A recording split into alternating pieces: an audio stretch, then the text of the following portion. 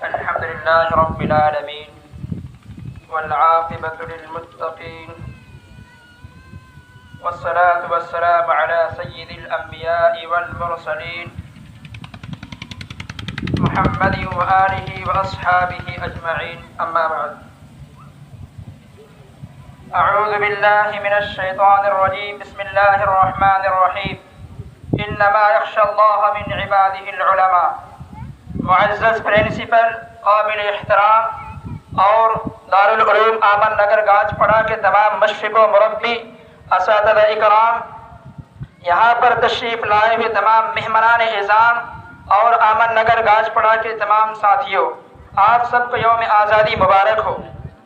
جیسا کہ آپ سب کو معلوم ہے کہ ہم سب یہاں اپنے پیارے ہندوستان کا 76واں یوم آزادی منانے کے لیے ایک جگہ جمع ہوئے ہیں، اور یہ واقعی اپنے دیش سے محبت کا احساس ہے.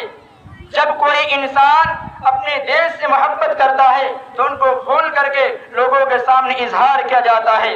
میرے بھائیوں، میرا آج کا کردار ہے کہ ہمارے اس دیش کو آزاد کرنے میں ہمارے علماء اکرام کا کیا کردار ہے، ان کا رول کیا ہے، میں آپ حضرات کے سامنے میں پیش کروں گا.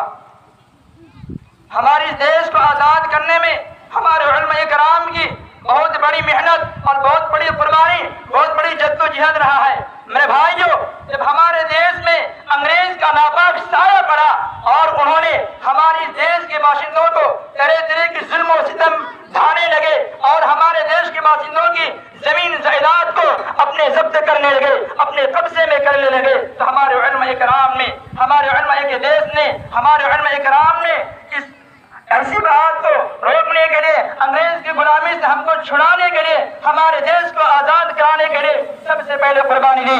شاہ عبدالعزیز محدث دہلوی رحمۃ اللہ علیہ 1804 کے اندر فتویٰ دیا، جنگ کا اعلان کیا. اس کے بعد شاہ سید اسماعیل رحمۃ اللہ علیہ انہوں نے جنگ کا اعلان کیا. اور کچھ لوگ یہ کہتے ہیں کہ اس دیش میں مسلمان کا کیا حق ہے. میرے بھائیوں، میں انہیں کہہ دینا چاہتا ہوں جتنا تمہارا حق ہے اس سے کئی گنا زیادہ ہمارے علماء اکرام کے خون پسینہ اس دیش میں بہایا ہے. میرے بھائیوں، جب ہمارا دیش آزاد ہوا تو ہمارے علماء اکرام کو پھانسی کے پھندے پر لٹکا دیا گیا. 70,000 علماء اکرام کو پھانسی کے پھندے پر لٹکا دیا گیا، اور چاندنی چوک سے لے کر خیبر تک کا کوئی ایسا درخت باقی نہیں تھا جس میں علماء اکرام کی گردنیں نہ لٹکی ہوئی ہو. اور ہم سے ایک آج کہتے ہیں کہ یہ مدرسے میں پڑھنے والے، ٹوپی اور داڑھی رکھنے والے یہ آتنک باز ہے، یہ بنگلہ دیش سے آئے ہوئے.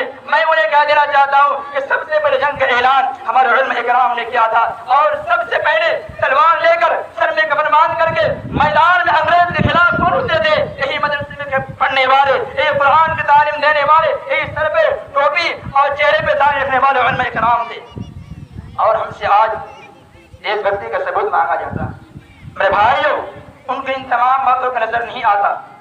اور جب ہمارے علماء اکرام پر طرح طرح کے ظلم و ستم ڈھانے لگے، ہمارے علماء اکرام کو سور کے کھال میں بند کرنے لگے، اور اسی طرح سے ایک انگریز اپنے کتاب میں لکھتے ہیں کہ علماء اکرام کو آگ میں ڈالا جاتا تھا، اور پھر 40 علماء اکرام کو ایک ساتھ میں پکڑ کر کے آگ میں ڈال دیتے تھے. اتنی ساری قربانی کے باوجود 15 اگست 1947 کو ہمارے دیش آزاد ہوئے. میں یہیں سے اپنی بات ختم کرتا ہوں. وآخر دعوانا الحمدللہ رب العالمین.